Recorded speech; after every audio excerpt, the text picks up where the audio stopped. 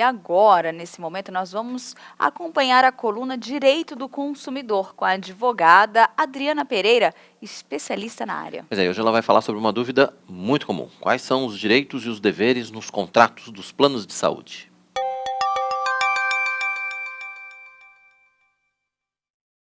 Olá, hoje nosso bate-papo vai ser sobre planos de saúde, descredenciamento de clínicas, descredenciamento de hospitais, até que ponto o plano de saúde pode fazer esse tipo de conduta, quais são os direitos do consumidor, o que fazer quando esses direitos forem violados, ele pode cobrar cheque calção para garantia de internação, para eventualidades de dívidas e não coberturas do plano de saúde. Pode ele também cobrar multa no caso de rescisão contratual. A gente vai conversar um pouco sobre isso. É um assunto bastante polêmico, bastante controverso e que gera bastante dúvida nos consumidores. O plano de saúde, quando ele vai descredenciar uma clínica ou hospital, a lei exige que ele faça uma comunicação ao consumidor 30 dias antes.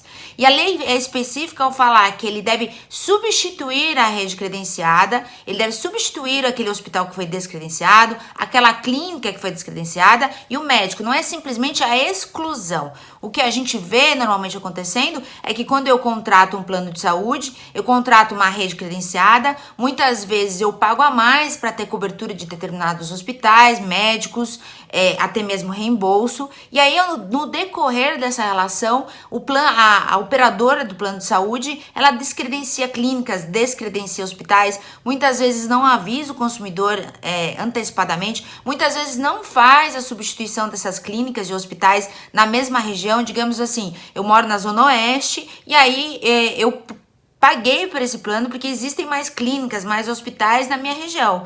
E de repente há um descredenciamento e a maior parte das clínicas e dos hospitais fica na região leste, que é fora de mão para mim e que eu vou ter um deslocamento muito mais tempo de deslocamento para chegar até a clínica ou o hospital. A lei veda esse tipo de conduta, a lei fala em substituição da rede credenciada, os órgãos de defesa do consumidor são unânimes em falar que na hora do descredenciamento tem que haver uma substituição por outro próximo ou na mesma região para garantir que haja a polarização de vários pontos de atendimento para o consumidor, para atender os consumidores nas mais diversas áreas. Então, a substituição da rede credenciada, ela deve acontecer. A operadora do plano de saúde deve comunicar 30 dias antes o consumidor e também a Agência Nacional de Saúde Suplementar, que a gente conhece como ANS. Mas e se isso não acontecer, né? Digamos que eu estou no meio de um tratamento e há um descredenciamento daquela clínica ou daquele hospital. O que eu devo fazer? A jurisprudência, o entendimento dos tribunais é que se eu estou em tratamento numa clínica e essa clínica por algum motivo é descredenciada, seja a pedido dela ou a pedido do plano de saúde, o plano de saúde, se ele não fizer a substituição por uma mesma equivalente, ele tem que arcar com todo o custo de tratamento que eu vou fazer na clínica que foi descredenciada. Existem alguns casos de descredenciamento por descumprimento da legislação sanitária. O hospital não toma os cuidados, não há a política, não há minimização, mitigação de riscos à saúde do consumidor e por isso há o descredenciamento. Esse descredenciamento por esse motivo, ele é legal, ele é autorizado por lei porque visa garantir segurança e melhor condições de acesso à saúde do consumidor. De outro modo, ela deve fazer a substituição da rede credenciada.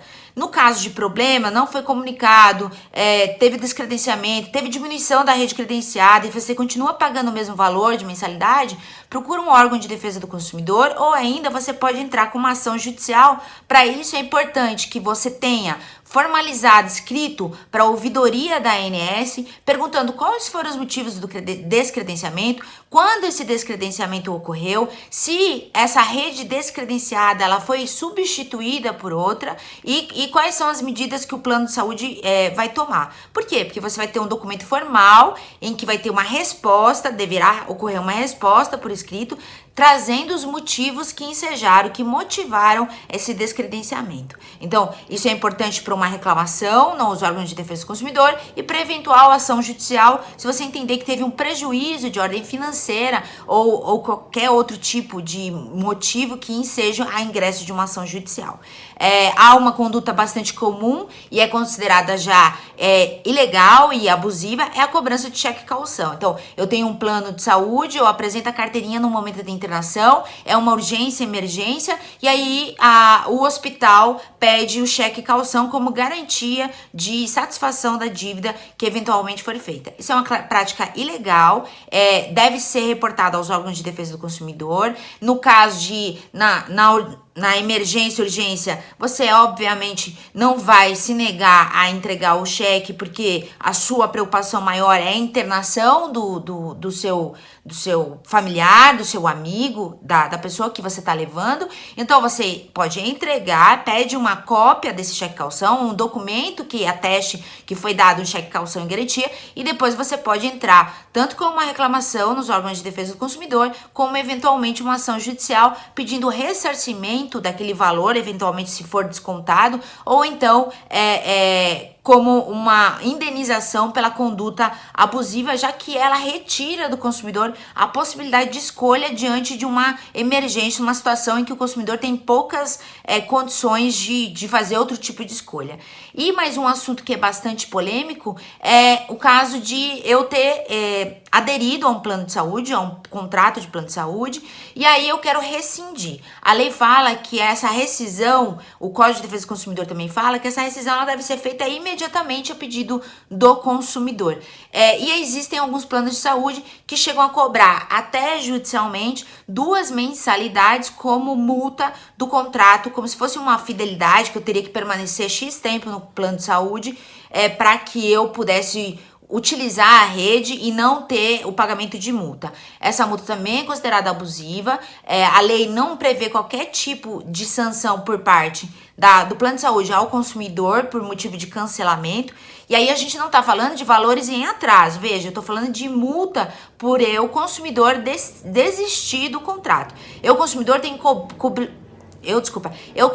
cumprir carência para poder, muitas vezes, utilizar determinada rede. Às vezes, exames clínicos são 48 horas. Dependendo do tipo de exame, pode chegar até 2 a 3 meses. Isso é autorizado